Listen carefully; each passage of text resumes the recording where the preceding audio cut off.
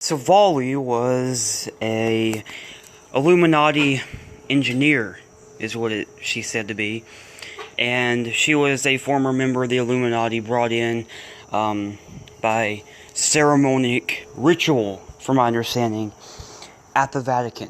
Okay, and I believe that this, seeing the level of cover-up that is with this whole topic, I think that, honestly, this is getting really close to the truth.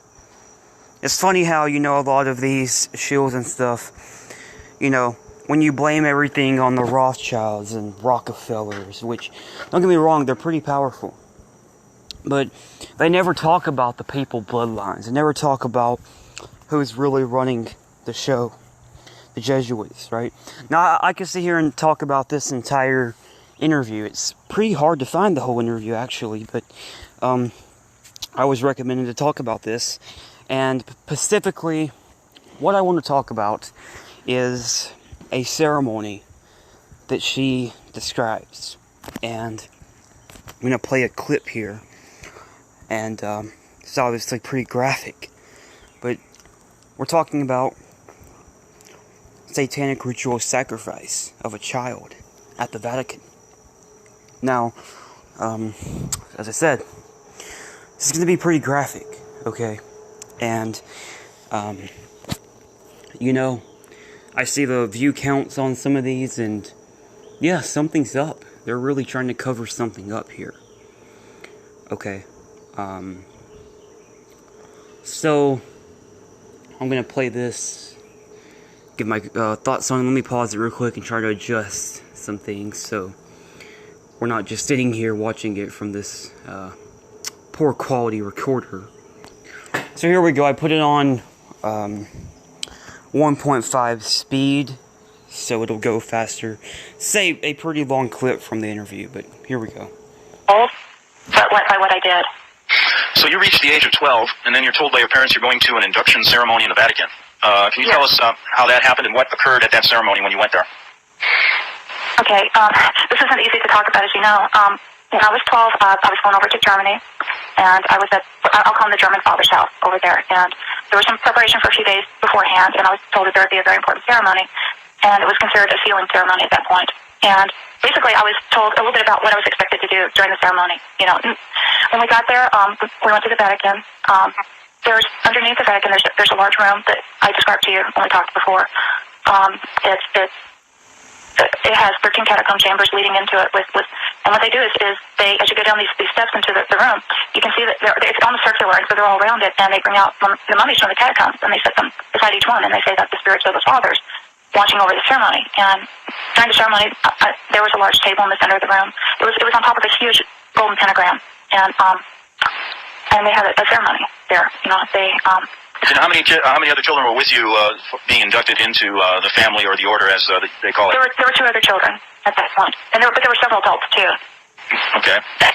See, the church also brings in adults to swear their allegiance too. Just saying, I was told, I don't know if this is true, but if you can rise to a certain position within the Catholic Church hierarchy, you do have to go through that ceremony as well.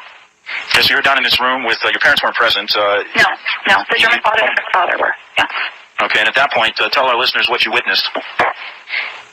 Well, there was a table. It looked like dark glass in the center of the room. I mean, it was made of stone, but it was very shiny and dark and black. And it may have been something like obsidian or onyx. I'm not sure. I'd have to. It's the only time I've seen stone like that. And it had around the corners, they had these gold, channels that collect fluids. And little boy was placed in the center of the table and drugged. I think he was drugged because he was very quiet. He didn't move or say anything during the ceremony. This was a little 3 or 4-year-old boy. Yes. Right. Yeah. And then they continued to go ahead. They continued to do a child sacrifice. Yes, right they did. Yes. Yeah, I told you about that before. Yeah.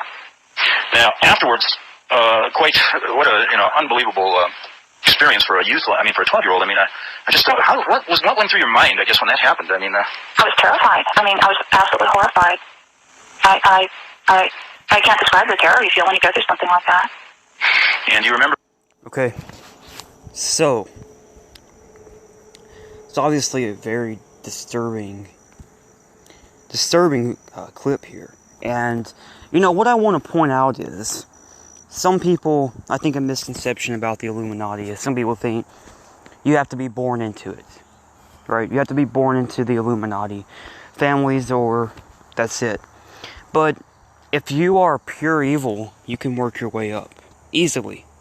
The most evil people can get in the highest positions of power because they F other people over. They F other people over, right?